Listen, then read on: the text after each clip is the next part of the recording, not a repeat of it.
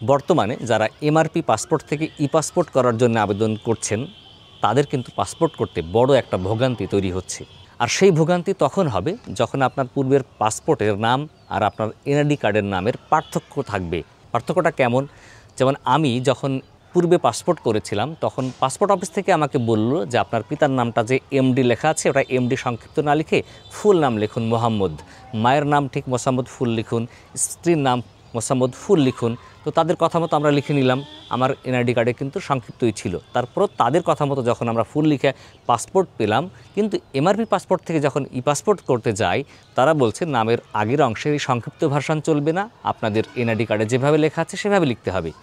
আবার এনআইডি কার্ডের মতো লিখলে কিন্তু পূর্বের পাসপোর্টের সাথে আবার তথ্যের মিল থাকছে না। তাহলে কি হবে?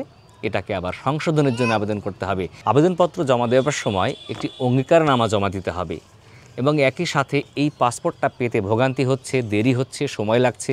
অনেক পাসপোর্ট অফিসে এই দুর্বলতার সুযোগ নিয়ে টাকা নিচ্ছে, টাকা চাইছে বা অবৈধভাবে টাকা দাবি করছে।